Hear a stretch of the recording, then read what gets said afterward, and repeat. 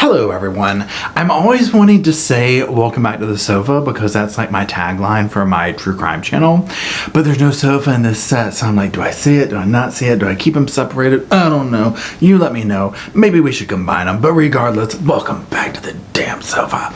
Now, y'all, today, you already saw the thumbnail, we are talking about the Human Centipede Part 2.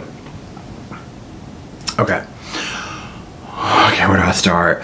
Y'all, if you've seen my review on part 1, okay, then you know I was like, look, this is less of a review. At this point, I am seeking trauma bond with people over this damn movie. Okay, well, we found the trauma bond. Okay, we made some trauma friends in the comment section. Consider this review like our first group therapy damn session, okay? Because let me tell you what. Y'all, this one is bad. So here's how this review is gonna go. I'm gonna talk about a relatively spoiler-free, review of the movie. Then we're gonna enter into Spoiler Alert Nation, and I will announce that, as you might have grown accustomed to in these little reviews. And then we'll kind of get the dish on people who have seen it or whatever. Again, I'll tell you this much, y'all, there ain't much to it. Okay, this is not some major plot twist up in here, so you can probably feel pretty confident you can listen to the whole thing, because there's nothing I could say that you're still gonna be shocked when you see the movie, okay? Just, there's no getting around it. Tom Six, the writer-director, brings us another installment of the Human Centipede. It was released in 2011 and grossed worldwide at the box office a little over $170,000. Bless their hearts. Martin is a mentally disturbed loner who lives with his mother in a bleak housing project. He works the night shift as a security guard in an equally grim and foreboding underground parking complex.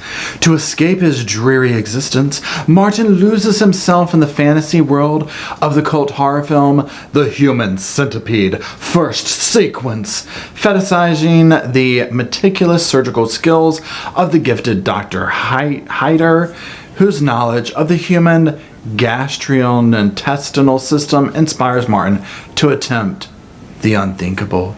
Sorry, y'all, that storyline had so many damn big words in it. I was like, y'all, I need to prep a little bit before I get into something like this. Damn, let's get an encyclopedia or something. Look at me, I'm dating myself. Anyways, okay.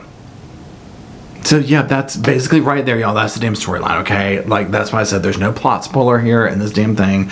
It is what it is. Now, the film is done in like a black and white. And according to IMDb, it was originally shot in color, but because it was so gross and, graphic, they were basically like, you have to change it to black and white because it'll make it better. Now, I'm curious what y'all think, but for me, the black and white made it worse and more disturbing, okay? And here's why. It made it seem grittier, it made it seem dirtier, it made it seem more real. I don't know. I felt like if it were color, sure, it would seem more colorful. I mean, I know that sounds stupid, and I guess it is. But maybe it would seem more fake. The black and white just like put it over the edge as far as like creepiness goes. So I want to talk about a couple of the actors, actresses that were in this film. The first one we're going to talk about is the main lead. He is a British actor. His name is Laurence Harvey, and he plays Martin, the little mama's boy who is behind, all the evil in this. Okay, so here's the thing, and I'm going to say this a couple of different ways, because I know I'm talking about not just the actor, but in this situation, like, I'm sorry, not the character, but the actor, because it is his physical self. There's something very jarring about his appearance. There's something very unsettling about his appearance. It works for this film, okay? Because I'm like, yeah, that's exactly the type of person that I would think that would watch The Human Centipede over and over and over and over and over and over and over. Okay, so I get that. It also creates this other level of like anxiety and repulsion, because it's like he's just, ugh. You can smell him through the screen, okay? He's sweaty, he's gross. He's dirty looking, his clothes are dirty looking. I mean, it's just a whole bunch of brokenness. Now, he was actually nominated for the Fright Meter Awards for Best Actor for this film. Yeah, I was surprised by that. But he does, again, he puts on a good role for the film because, I mean, he is so unsettling to watch. So there's that. Let's talk about the next person, the next lady. She is coming back from part 1, the lead from part 1. Her name is Ashlynn Yennie, and like I said, she's from part 1, she's in part 2. Essentially in this one, she's like playing herself. So there's like a lot of like kind of almost like meta-ness about this film, about, you know, looking at part 1 and wanting to copy it and it being a fan film and yada yada yada. So there's all that. So she is coming back to be in this one, starring as herself. She is going to, allegedly in her world, she thinks she's going to be, you know, auditioning for a movie. And she ends up right back in the same saddle that she was in before. Now, she actually has been in like other movies and TV shows, stuff like that. Honestly, I'm not gonna lie, I was surprised that she had any kind of a career after part 1. Completely shocked that she came back for part 2. Her performance in this, I mean, there's just not much that you can do with this kind of script or this. It wasn't there for me. Now, in an interview, Tom Six would say that he wanted to outdo part 1 for part 2. And he was like, you know what, you see so many part 2s that just fall short, they suck, they're not the same, yada yada. And he's 100% right. Usually, I mean, 9 out of 10 times, y'all, the part 2 is gonna be like, wah. And I'm gonna have to give this to him for this. Did he achieve in turning it up a notch for part 2? Absolutely. I mean, that's why I'm like, it's worse than part 1. And what I mean by worse is in just gross you out, traumatizing, all that. So, I mean, he really did do that. He also turned up like the dark psychological component of it in the sequel as opposed to part 1. Now, part 1, one thing I liked is how it was more insinuated. You didn't see a lot of the horrifying stuff that they show you in part 2. And part 2, they show you all that stuff. Whereas part 1, it was the insinuation, it was more psychological, and that honestly disturbed me more than part 2. But part 2 grossed me out more. So again, overall, this sequel, it's brutal, it's vicious, it's raw. It's pointless at times to me. It crosses lines that don't need to be crossed, in my opinion, aka the baby scene. We'll talk about that in the spoiler alert section. Now, all that being said, let's go ahead and answer a couple of questions we know we're wondering.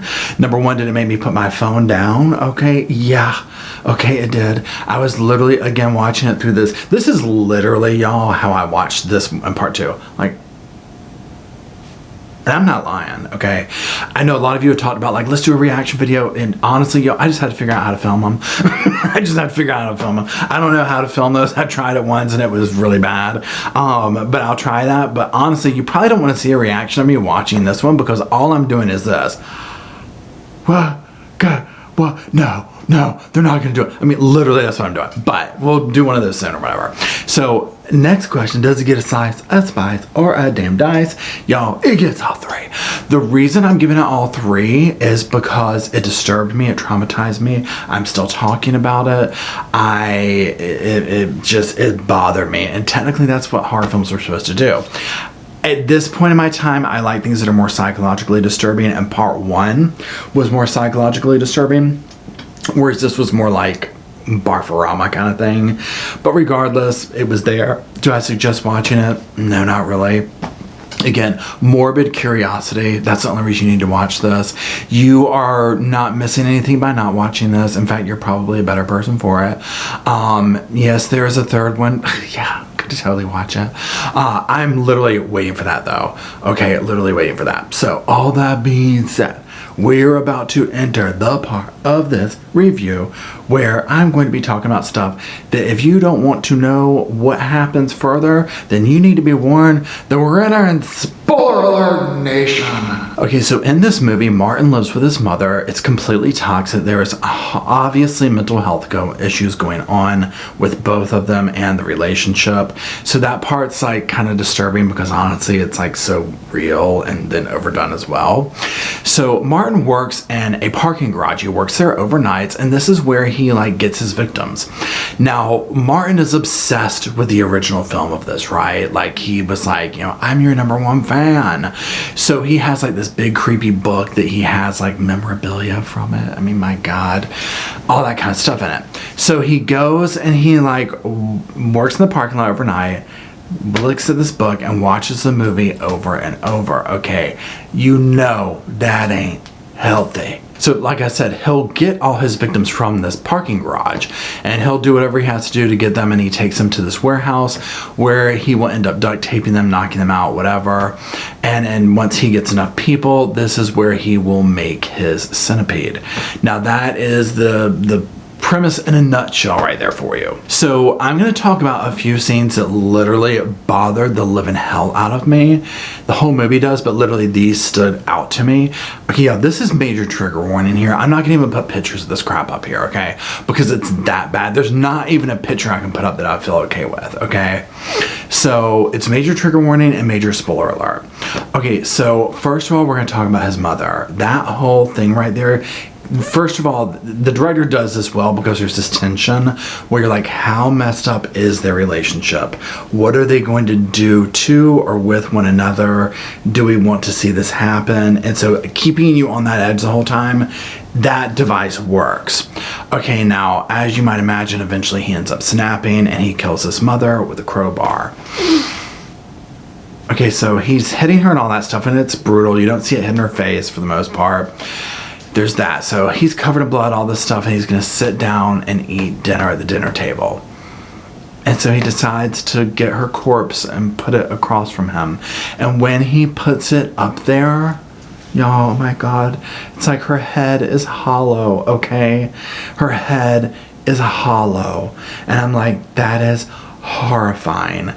And then he proceeds to eat with that across from him. It's very Norman Bates, but 10 times worse, because I'm like, that is disgusting, and the noises that it made, oh my God. Okay, now we're gonna have to talk about the surgery scene, because remember in part 1 how the guy's a doctor, he has this makeshift hospital, he does like a real operation, if you will, and you know what I'm saying by real. Okay, this guy's not a doctor, and so Martin's not a doctor. He literally just brings tools from home, from like the shed or something. So the surgeries that he does, his way of putting someone under is knocking them out with a crowbar. So that's grotesque. Now, side note, what I found for myself, especially after watching Tusk, is I was like, this is what's more disturbing for me. The thought of being put under legitimately and a doctor doing some kind of like, you wake up and your leg's chopped off. You wake up and you know, you're attached to somebody's butt like this. Something like that, but like in a real surgical manner, as opposed to a maniac getting you and doing something brutal. I guess because we put safety concern, all that kind of stuff in with doctors, we expect to trust them and whatnot. So a violation of that to such a degree of like modifying a body like that is very jarring to me. Anyways, Martin is not any of that, so the things that he does to these people are very grotesque, and they show it. And so his version of taking people's teeth out, they're awake when they do this, and he does it with a hammer. I mean, it sends chills down my spine, y'all. And when he digs their teeth out from their mouth and the blood gurgling sound, it's horrible, y'all. It's horrible. When he cuts their kneecaps, when he cuts the mouth and all that, it's bad, okay? And these people are wiggling around on the floor, and I'm just like, oh my God. Okay, next is, we have to talk about this too. We're just gonna call it the laxative scene. So remember in part 1 how they're outside and the guy's like, I've gotta go to the bathroom. And you're like, oh my God, but they don't show it. They might show it looking like, you know, the girl behind him is, you know, going. Okay, so this one, Martin will take, number 1, he feeds the first person what looks to be like canned sour milk. And then he goes and gives each of them laxative. Y'all, what happens next? I was literally like this. I was embarrassed for the actors and actresses. I was angry at them. I was shocked. I was scared. I think it wet my pants. I mean, it's a you know what show, literally. And you have what I'm assuming is maybe pudding flying all over the room, spewing out of people's faces, hitting the camera. It is horrifying and disgusting. And it's honestly what you would expect to have happened in part 1, but it was almost like they prettied that up. And I was like, this is just too much, okay, too much. This is absolutely ridiculous. However, the movie gets worse. Okay, it gets worse. Now, this scene, I know I did trigger warnings for all the before stuff, y'all. Y'all, this one I'm for real on. Okay, this one is where I was like, this is pure filth. There is no reason for this. Shame on every damn person. Okay. Well, one of the people that he gets, one of the victims, turns out she is pregnant. And so when he is getting ready to operate on them. And again, that tension. The Tom Six does a good job with the tension in this one, where you're like, God, what's he gonna do? So, you know, he has these 12 people in this warehouse, and she's one of them. And when Martin will go up and he like touches her belly, and you're literally like, oh my God, no, you know, don't do something to her belly. You're expecting him to do something violent, whatever. So then he, you know, and she can't. I mean, she's very pregnant, y'all. And so it looks like he's gonna put her first, whatever. So when he starts going to knock people out and stuff like that to perform surgery, it's almost as if she doesn't survive that. And so it's like, okay, so he drags her away and puts her under a tarp, right? We think, oh, that's done. So as this whole thing's going on and he's doing this, people are screaming and crying, there's crap everywhere, blood everywhere, all this, she comes back to life. And she gets up and she's screaming and wailing and she's running. And she's running and holding her stomach, and blood is just coming out, okay? And you're like, oh my God, oh my God, oh my God. Well, through hook or crook, she manages to get out. There's a car outside that she manages to get into. Remember, she's naked. Martin gets out there. She's screaming and screaming and screaming, and to the point where the transition happens where you're like, oh my God, she's going into labor. And you're literally like, why am I watching this? Why did they put this in the movie? And you're like, we don't need to see anymore, whatever. Y'all, again, trigger warning, don't watch it, don't listen to me. They show her give birth, okay? It just plops out there on the floor. Okay, and you're just like, oh, it gets worse. Then she goes to get away, and the baby has gone behind the pedals. And just put your imagination together as to what you think happens when she puts the pedal to the metal to go. I mean, literally, y'all, I have goosebumps. It's so horrible. And that's where I was like, honestly, I was angry at that point. I was like, this is absolutely uncalled for. I was like, I can deal with the other stuff, but that is so absolutely unnecessary. So, that being said, there's that. Now, as you can imagine, there's lots of plot holes in this. So here's just a couple of things. If you've seen it, I'm curious if you know this stuff. And these are some questions I have. Number one, Martin works at this parking garage. There's video cameras all over. It's how he finds his victims. How in God's name does he get away with this? He's not shy about what he does there.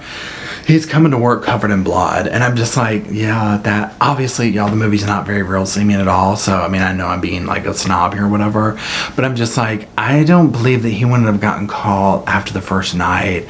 So I'm not sure how this even happens. I mean, this is so brutal what he's doing to capture these people at the garage that I would feel like this would be all over the news and nobody would be going near that garage the next day. Also, the warehouse dude, so the way he gets his warehouse is he's like looking to rent the space. Well, he ends up like trying to make the guy one of the centipede people. The guy doesn't survive, and so there's that. So the dude's car just sits out front. It's the one that the woman with the baby tried to take later. So that's where I'm just like, so wasn't somebody coming to look for the dude? Like, you just kind of take his warehouse space over? You know, secondly, he leaves the people, the future centipede pieces, in the warehouse overnight, like when he goes home and whatnot. Well, all he does is have them with electrical tape, it looks like. So I'm like, you're telling me these people can't get away from that? I mean, it doesn't make sense. I'm like, at least tie them up better, you know, so that the audience will believe it a little bit more. So that part, I was just like, really? And then here's the other part.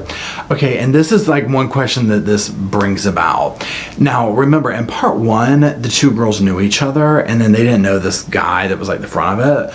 This part, for the there might be people in it that know each other, but for the most part, they're all kind of strangers.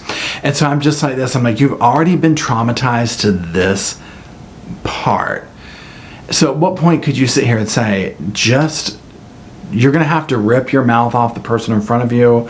Something. You know, that's going to have to take place to be able to get out. So I just have a hard time buying that they can all sit there and do this. Now, again, I'm being a snob with this because it is what it is. This is just an exploitation film. That's all it is. It won't be anything more than that. There ain't no reason to think any more deeply into it. And I guess that's what I just find troubling for it, is because this one went so over the top.